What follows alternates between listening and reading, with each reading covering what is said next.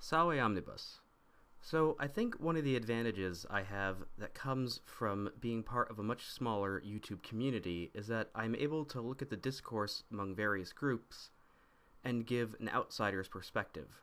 I may agree with the liberals in their opposition to SJWs, but I'm able to spot the issues that persist in this group as well, better than if I were to consider myself part of them. I've already sought to do this by calling out people like atheism is unstoppable, not for his doxing, but the illiberal stance that he and I think a lot of the new atheists have towards religion, that while something like freedom of speech is seen as unalienable and any infringement on it is a gross violation of a person's rights, they see little problem in imposing various restrictions on freedom of religion. Freedom of religion is seen as conditional, while freedom of speech is unconditional. And I think that because the classical liberals have placed people like Christopher Hitchens and Sam Harris on pedestals, this blinds them to the fact that these attitudes go against liberal principles. And I think it takes an outsider like me to point this out. My main point here is that I think having an outside perspective on this can be quite helpful to liberals who see themselves pitted against a firmly entrenched opponent with control over most of the government, media, and academia. It's the same as me being a writer, and as good as I think my own work is, it's always helpful to have a different person proofread it. So this brings me to my criticism of the cultural libertarian term regressive or regressive left, and why I think this term is unhelpful and potentially damaging to the liberal cause.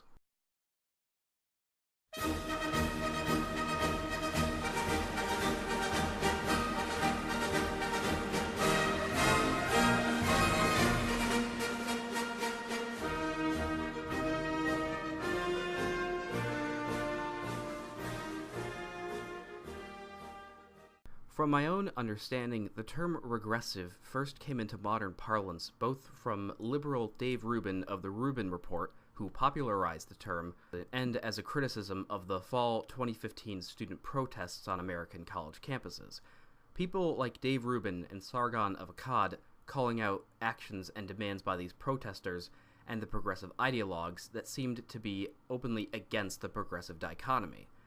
The perfect example of this is black student protesters demanding segregated safe spaces and dorm rooms. Seeing as the people who should be, and in the past were, against segregation were now for it, the term regressive seemed quite apt.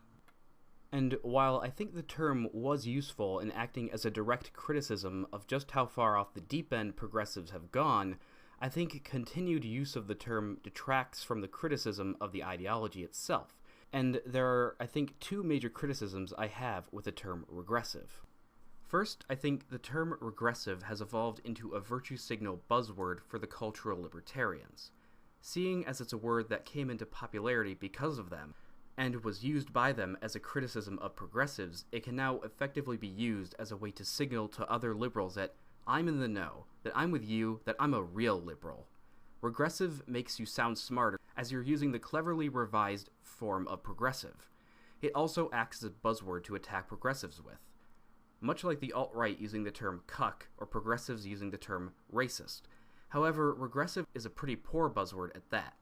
For the alt-right, cuck works as a buzzword because it's able to strike a nerve with progressives, as it's using the sexual fetish of seeing someone else sleep with your significant other and have it encapsulate the anti-white, anti-Western, anti-male, and pro-mass immigration beliefs of progressives within one word. For progressives, they've gotten much, much smarter with their buzzwords, because what they use are terms the general public already opposes and have for decades. Nobody in Western society wants to be called a racist. Being a racist is one of the worst things you can be. It's so despised that the game BioShock Infinite essentially justifies you killing a city's worth of people just because they're racist.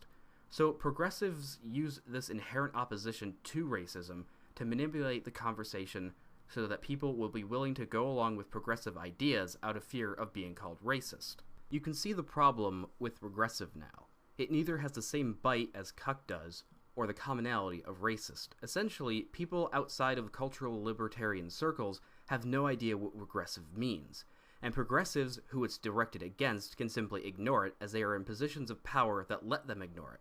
And even better for them, it deflects the criticism away from them and onto the fabricated term created by liberals.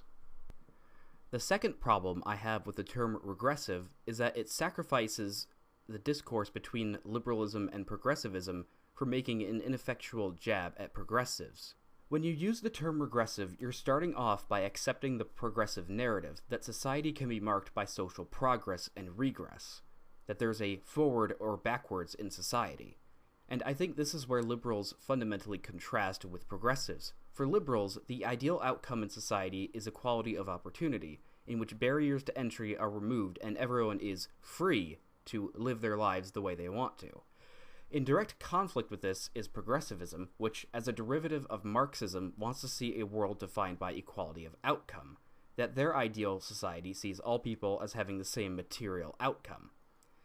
And until a few years ago, these two sides were more or less united in their specific goals, such as removing legal discrimination based on race and sex, eliminating the influence of the Christian right, and getting gay marriage legalized. Now, of course, with liberals having pretty much achieved their goals, they have split with the progressives who still see work to be done, and liberals see that work as being illiberal, and thus the split in the left has occurred.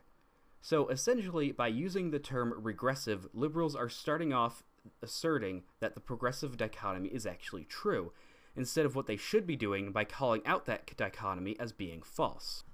So what should we call progressives instead?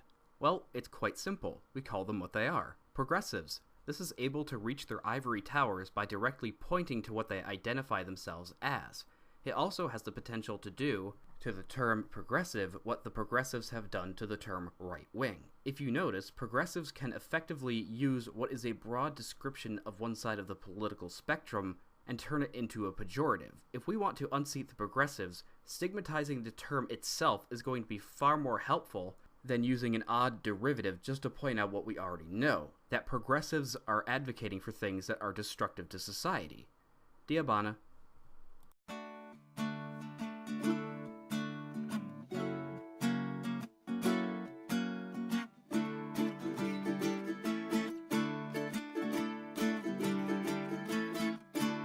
Wir wollen unseren alten Kaiser Wilhelm wieder. Wir wollen unseren alten Kaiser Wilhelm wieder. Aber den mit dem Bart, mit dem langen Bart. Aber den mit dem Bart, mit dem langen Bart. So schwärmten unsere Eltern von der guten alten Zeit.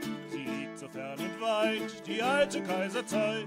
Doch war sie wirklich besser, diese gute alte Zeit, als einst der Opa, die Oma hat wohl gefeit. Ja, mit Jagdgesang und mit Hörnerklang, rings um Fair Berlin, durch die Wälder ziehen.